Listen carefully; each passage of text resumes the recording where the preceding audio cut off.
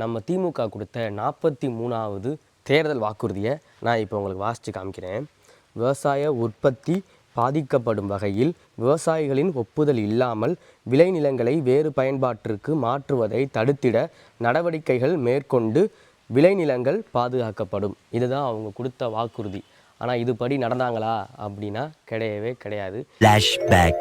2023 November மாதம் திருவண்ணாமலை மாவட்டத்தில் மேல்மா கிராமத்தில், மேல்மா அதை சுற்றி உள்ள கிராமத்தில் சிப்காட் வரப்போகிறதாக அரசு அறிவிப்பு வெளியிடுது. இப்போ இந்த இடத்துல சிப்காட் வந்துச்சுன்னா, இல்லை இந்த இடத்துல சிப்காட்டை நீங்கள் விரிவுபடுத்தினீங்கன்னா எங்களோட விளைநிலங்கள் 2500 ஏக்கர் விளைநிலங்கள் பாதிக்கப்படும் அப்படின்னு அந்த மேல்மா சுற்றி இருக்கிற கிராமத்து விவசாயிகள் எல்லாரும் போராட்டத்தில் ஈடுபடுறாங்க. அவங்க எல்லாருமே அறவழியில் இங்கே சிப்காட் வரக்கூடாது, சிப்காட் வந்துச்சுன்னா எங்கள் விளைநிலங்கள் பாதிக்கப்படும், எங்கள் வாழ்வாதாரம் பாதிக்கப்படும் அப்படிங்கிற நோக்கத்தில் போராட்டத்தை முன் வச்சு அறவழியில் போராடிக்கிட்டு இருக்காங்க. இந்த போராட்டத்தை முன்னின்று நடத்தின 20 விவசாயிகளை இந்த அரசு கைது பண்ணுது. இதில் நம்ம திமுக அரசு, சமூக நீதி சமத்துவம் பேசுகிற நம்ம திமுக அரசு ஒரு படி மேலே போய் விளைநிலங்களை பாதுகாக்கிறதுக்காண்டி போராடின விவசாயிகள் 7 பேர் மீது குண்டர் சட்டம் போடுது. எந்த சமூக நீதி அரசாவது போராடுற மக்கள் மீது, அதுவும் விவசாயிகள் மீது குண்டர் சட்டம் போடுமா?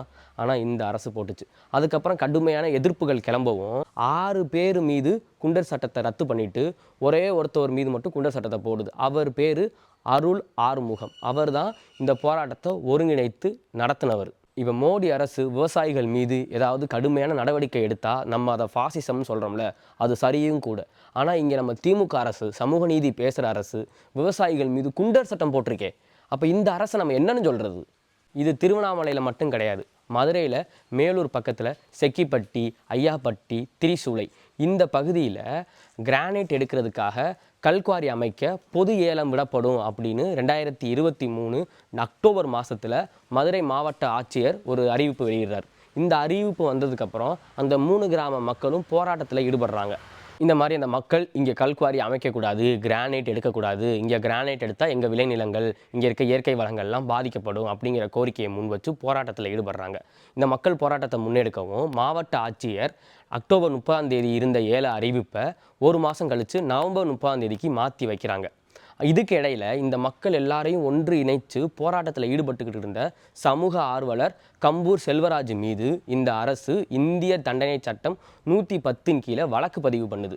உடனே இந்த கிராம பகுதியில் இருக்க மக்கள் எல்லாரும் கோர்ட்டுக்கு போகிறாங்க. இந்த மாதிரி செல்வராஜ் மீது இருக்கிற வழக்கை ரத்து பண்ணணும் அப்படின்னு கோர்ட்டில் கேஸ் போடுறாங்க. கோர்ட்டு அந்த கேஸை விசாரணை பண்ணி செல்வராஜ் மீது போடப்பட்ட வழக்கை ரத்து பண்ணுது. தொடர்ச்சியான மக்கள் போராட்டம் காரணமாக கல்குவாரி அறிவிப்பை ரத்து பண்ணுறாரு மாவட்ட ஆட்சியர். இது மட்டும் இல்லை, இதே மதுரையில் மேலூர் பக்கத்தில் மீனாட்சிபுரம், மாங்குளம் அந்த பகுதியில் டங்ஸ்டன் எடுக்க போகிறாங்க அப்படிங்கிற ஒரு அறிவிப்பு வருது. இந்த அறிவிப்பு வந்ததும் அந்த பகுதியில் இருக்க மக்கள் எல்லாருமே இங்கே டங்ஸ்டன் எடுத்திங்கன்னா எங்கள் விளைநிலங்கள், இங்கே இருக்க கனிம வளங்கள், இயற்கை வளங்கள், சமணர் படுக்கைகள் எல்லாம் பாதிக்கப்படும் அப்படிங்கிற போராட்டத்தை முன்னெடுக்கிறாங்க. தொடர்ச்சியாக போராட்டம் பண்ணுறாங்க. அவங்க தொடர்ச்சியாக போராட்டம் பண்ணதன் காரணமாக அந்த டங்ஸ்டன் எடுக்கிற அறிவிப்பை மத்திய மாநில அரசுகள் ரத்து பண்ணுது. இன்றைக்கி மீனாட்சிபுரமும் மாங்குளமும் அந்த பகுதியில் இருக்க இயற்கை வளங்களும் பாதுகாக்கப்பட்டிருக்கு அப்படின்னா அதுக்கு காரணம் அந்த பகுதியில் இருக்க மக்களோட தொடர்ச்சியான போராட்டம் தான். இது மட்டும் இல்லை, நம்ம காஞ்சிபுரத்தில் பரந்தூரில் விளைநிலங்களில் விமான நிலையம் அமைக்க போகிறாங்க அப்படின்னு ஒரு அறிவிப்பு வந்ததும் அந்த மக்கள் அன்னையிலிருந்து இன்னைக்கு வரைக்கும் போராடிக்கிட்டு தான் இருக்காங்க அவங்களோட விளைநிலங்களை பாதுகாக்கிறதுக்கு. ஆனால் இப்போ வரைக்கும் அவங்களுக்கு ஒரு நிரந்தர தீர்வு கிடைக்கல. இது மட்டும் இல்லை, சிவகங்கை மாவட்டம் பூவந்தி பக்கத்தில் இலுப்பைக்குடி அதை சுற்றி உள்ள கிராமத்தில் கிராஃபைட் எடுக்க போகிறதாக ஒரு அறிவிப்பு வெளியே வருது. அந்த அறிவிப்பு வந்ததும் அந்த பகுதியில் இருக்க விவசாயிகள் இங்கே கிராஃபைட் எடுத்தாங்கன்னா எங்கள் விளைநிலங்கள், இங்கே இருக்க கண்மாய்கள், எங்கள் வாழ்வாதாரம் எல்லாமே பாதிக்கப்படும் அப்படின்னு தொடர்ச்சியாக போராட்டத்தில் ஈடுபட்டுக்கிட்டே இருக்காங்க. அந்த போராட்டத்தின் ஒரு பெரிய கட்டமாக அவங்க சிவகங்கை கலெக்டர் ஆஃபீஸ் முற்றுகையிட்டு போராட்டம் பண்ணுறாங்க. அப்பையில் கலெக்டர் இல்லை உங்கள் விளைநிலங்களை அழித்து நாங்கள் கிராஃபைட் எடுக்க மாட்டோம் அப்படின்னு ஒரு உத்தரவாதம் இப்போ கொடுத்துருக்காங்க. ஆனால் அடுத்து என்ன நடக்க போகுதுங்கிறது தெரியல. இப்போ இதெல்லாம் வச்சு நம்ம பார்க்கும்போது விவசாயிகள் இல்லை அந்த கிராமத்தில் இருக்க கிராம மக்கள் அவங்க வாழ்கிற பகுதியை பாதுகாக்கணும்னா அவங்க ஒரு பெரிய அளவில் ஒரு போராட்டத்தை முன்னெடுத்தால் மட்டும்தான் முடியும். இந்த திமுக அரசை நம்பினா முடியாது அப்படிங்கிறது நம்மளுக்கு இதிலேருந்து தெரிஞ்சிருக்கு.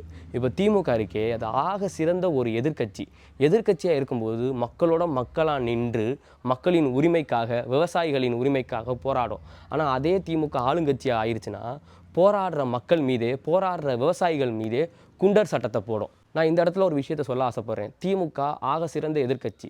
திமுக எதிர்க்கட்சியாக இருந்துச்சுன்னா மக்கள் விரோத சக்திகள் இல்லை ஒன்றிய அரசோட திட்டங்கள் எதையுமே அது உள்ளே வர விடாது.